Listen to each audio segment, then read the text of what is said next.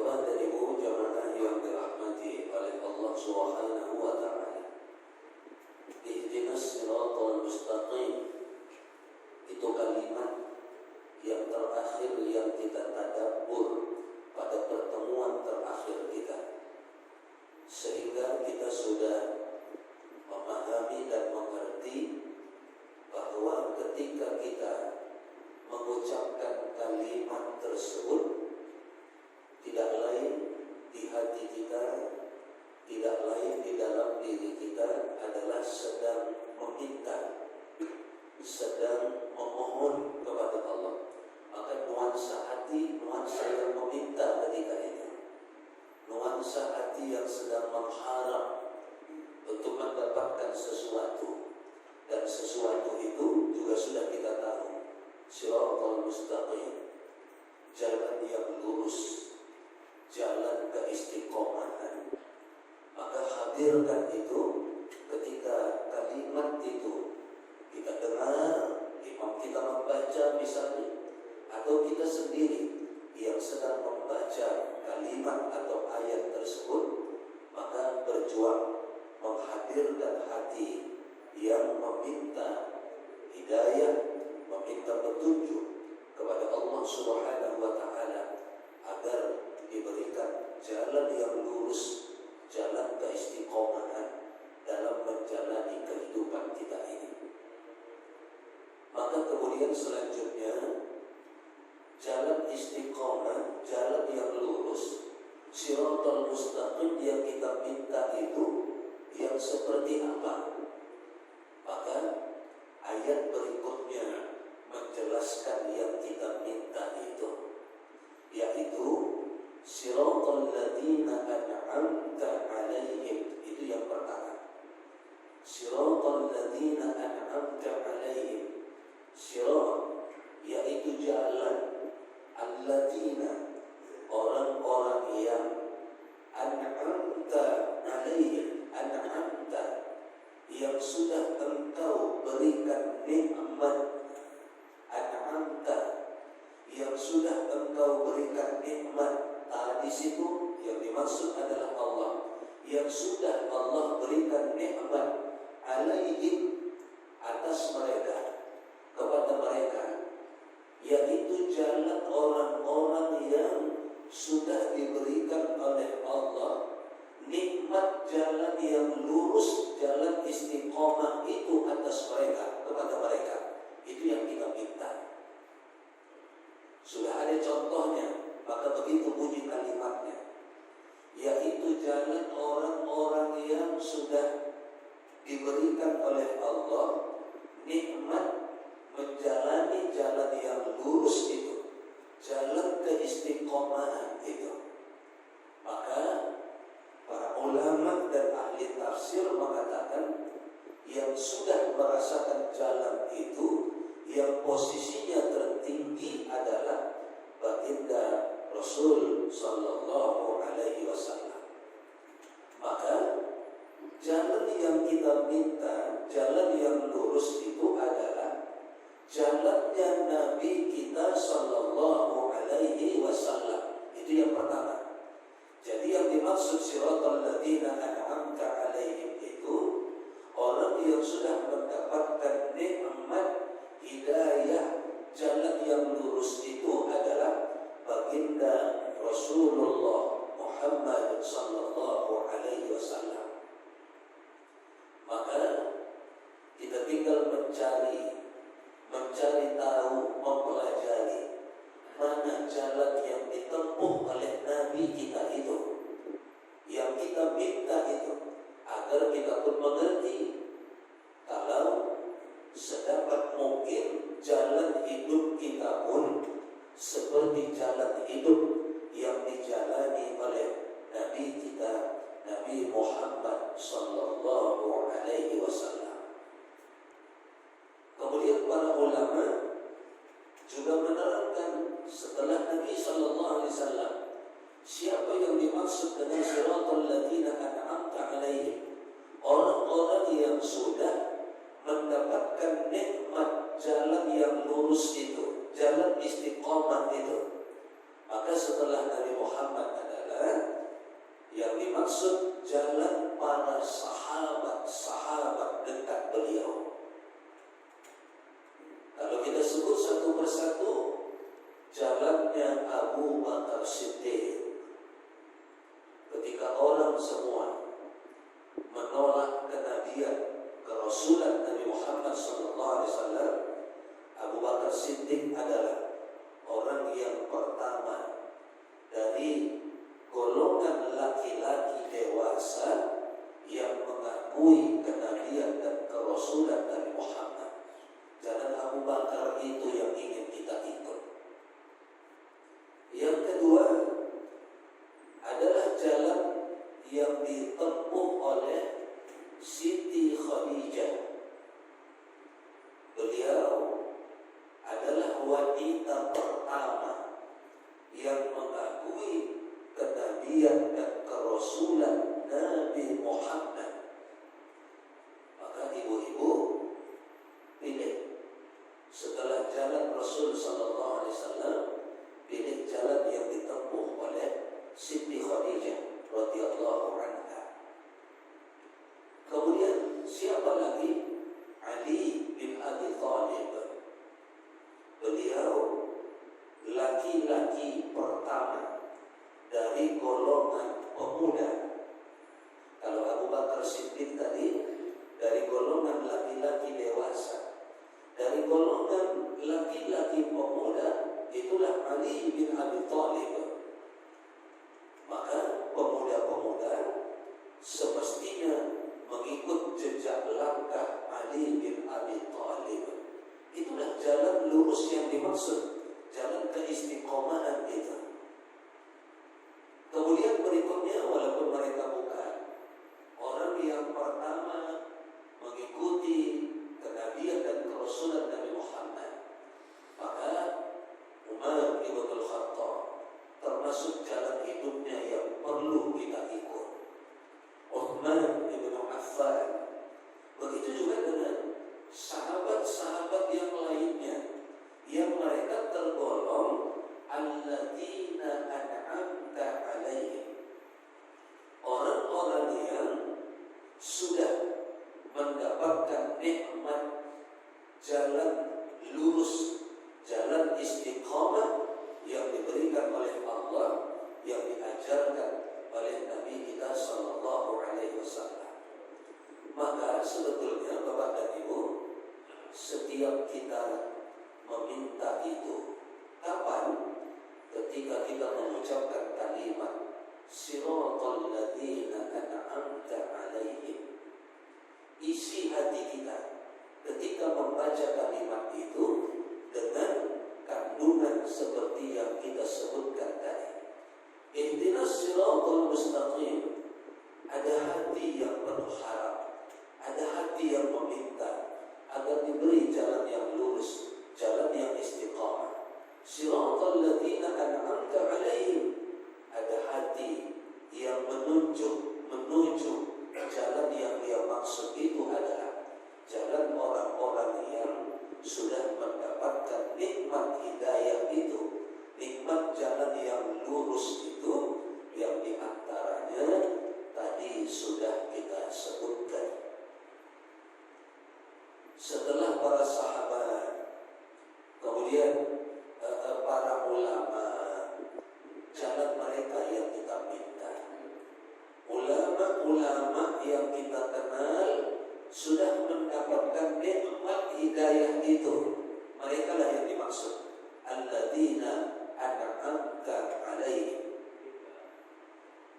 Mereka lah yang dimaksud, yang kita minta dengan ihdinas siratal mustaqim, yang sampai akhir hayatnya berada di jalan yang lurus, yang sepanjang hidupnya sampai akhir hayatnya mereka istiqamah berada di jalan Allah yang diajarkan oleh Nabi kita sallallahu alaihi wasallam. Jangan sampai tempat ini terlewatkan oleh kita, menjadi sia-sia nanti ketika kita bertemu dengan ayat itu, tapi tidak ada yang kita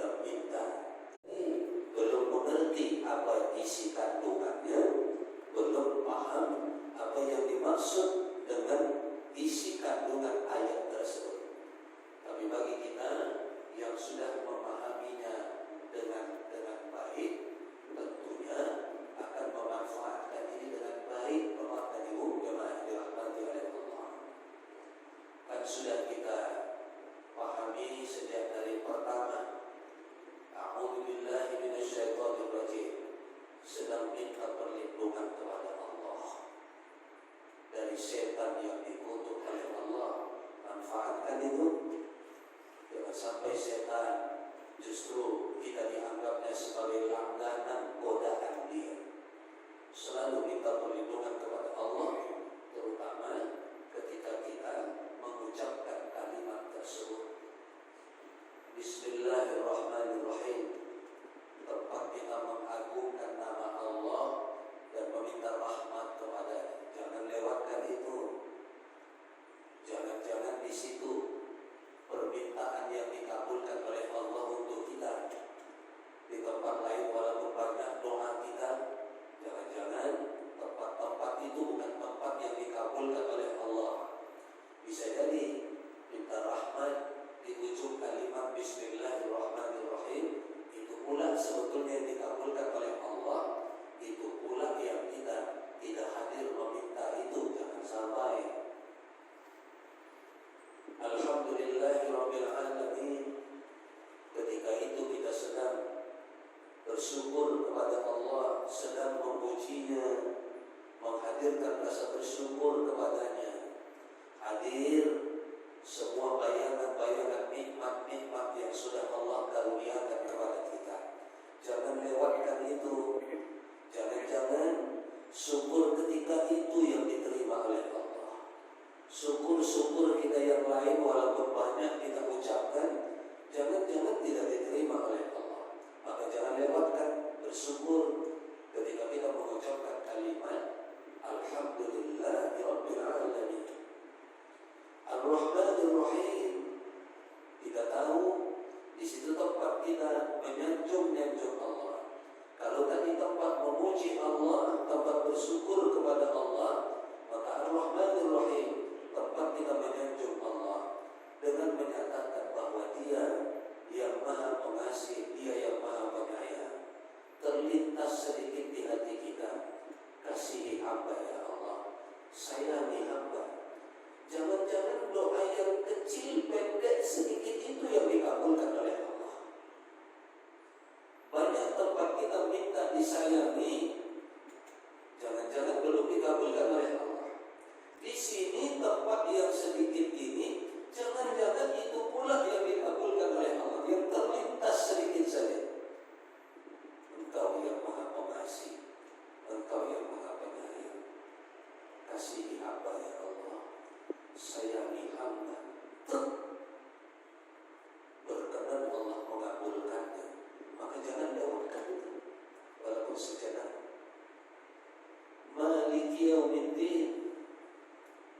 Engkau yang Maha menguasai hari pembalasan. Ketika itu hati kita mengagungkannya, bahwa Dialah penguasa hari pembalasan. Terdetak sedikit doa di hati kita, walau sedikit sebentar.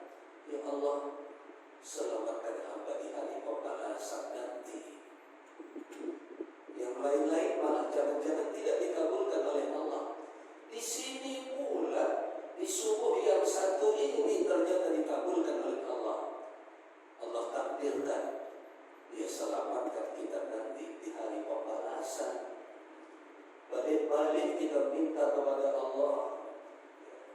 Balik-balik kita minta kepada Allah, ya Allah, di hari pembalasan nanti jangan sampai hamba menjalani hisab yang begitu menyiksa, hisab yang penuh dengan fitnah di dalamnya. Ada ujian ini, ada cobaan ini dan segala macam. Maka kita selalu meminta bi ghairi hisab, masuk ke surga tanpa hisab. Tapi kita lengah di sini. Dia yang Maliki Yaumiddin, yang menguasai hari hisab itu nanti. Disitulah selipkan sedikit doa kecil kita. Engkau yang menguasai hari pembalasan, selamatkan hamba ya Allah di hari pembalasan nanti. Enak, sholat itu jadi nikmat. Walaupun yang bacanya imam kita, imam yang bacanya pun suaranya enak pula, qari pula, seperti Irfan tadi. Semakin nikmat rasanya, karena kita paham, kita mengerti. Baru kemudian kita pun berjanji, iyyaka na'budu wa iyyaka nasta'in. Hamba hanya akan meminta kepada-Mu ya Allah. Hamba hanya akan menyembah kepada-Mu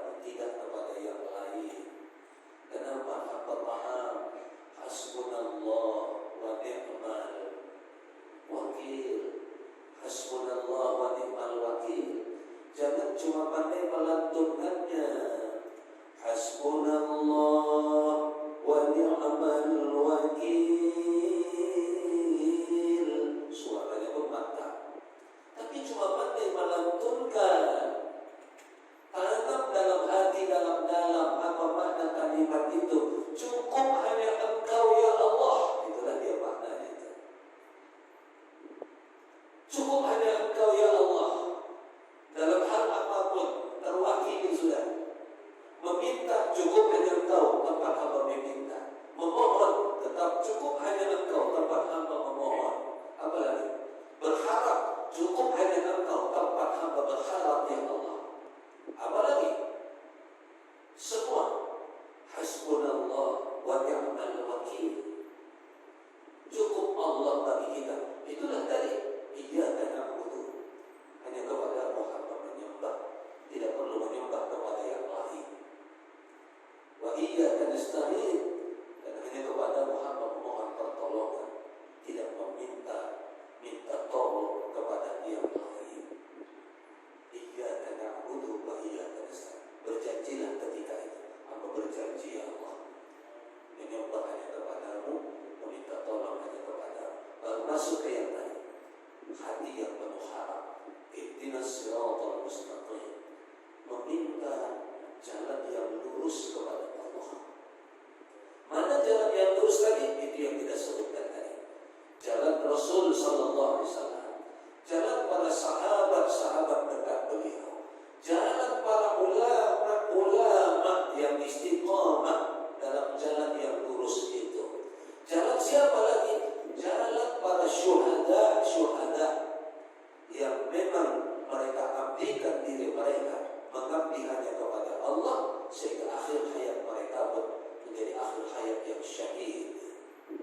Itu yang kita minta Bapak dan Ibu. Baru yang kedua yang kita minta, permintaan menolak. Ghairil maghdubi alaihim waladdallin.